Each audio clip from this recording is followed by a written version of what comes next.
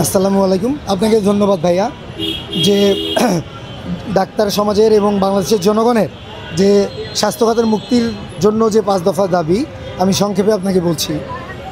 1 number, registered MBBS এবং BDS doctor ছাড়া নামের আগে পরে কেউ ডাক্তার বা চিকিৎসক পদবি ব্যবহার করতে পারবে না। 2 নাম্বার, ওটিসি ড্রাগ, যেটাকে বলা হয় ওভার দ্য কাউন্টার ড্রাগ, মানে কোনো অসুখ হলে কী কী অ্যান্টিবায়োটিক দেওয়া যাবে না, এটার যে ক্ষমতা এটা শুধু ডাক্তারদের থাকবে। ম্যাট, ডিএমএফ, স্যাকমো তারা শুধু কয়টা ড্রাগ ইউজ করতে পারবে সেটা মডিফাই করে ক্লিয়ার একটা ইনস্ট্রাকশন দিতে হবে। 3 নাম্বার, সারা বাংলাদেশে স্বাস্থ্যখাতে একটা অচল অবস্থা চলছে। পেরিফেরির দিকে যদি আমরা তাকাই, যেখানে 10 জন ডাক্তার দরকার মাত্র 1 জন ডাক্তার দিয়ে কাজ চলছে। এভাবে সারা বাংলাদেশে শূন্যপদ সৃষ্টি হয়েছে মিনিমাম 10,000।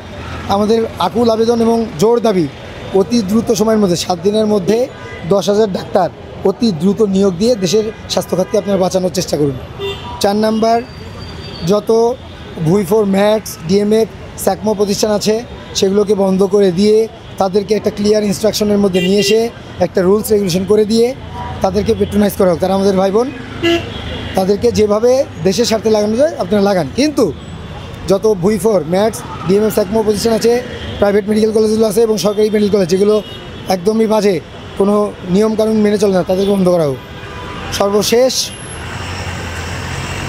দুঃখিত, রোজার কারণে আমাদের গলাটা শুকিয়ে গিয়েছে, এটা স্বাস্থ্য উপদেষ্টার বোঝা উচিত যে আমাদের কী অবস্থা।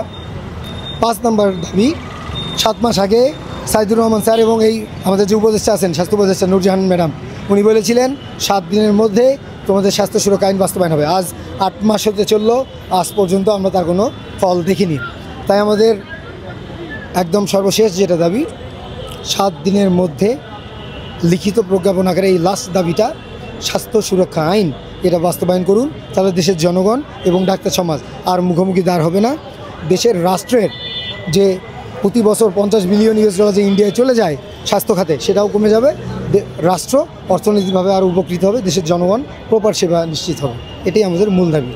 যদি এই 5 দফার লিখিত বাস্তবায়ন আকারে, প্রজ্ঞাপন আকারে আজকে না আসে, তাহলে উপস্থিত সারা বাংলাদেশে যে ছাত্র জনতা, medical student, doctor, intern doctor, mid level, consultant professor, তারা সবাই মিলে যে সিদ্ধান্ত নেবে আমরা বাস্তবায়নের জন্য দরকার পড়লে আমাদের জীবনটা উৎসর্গ করবো ইনশাল্লাহ। তাও 5 দফা দাবি আদায় করে ছাড়বো ইনশাল্লাহ।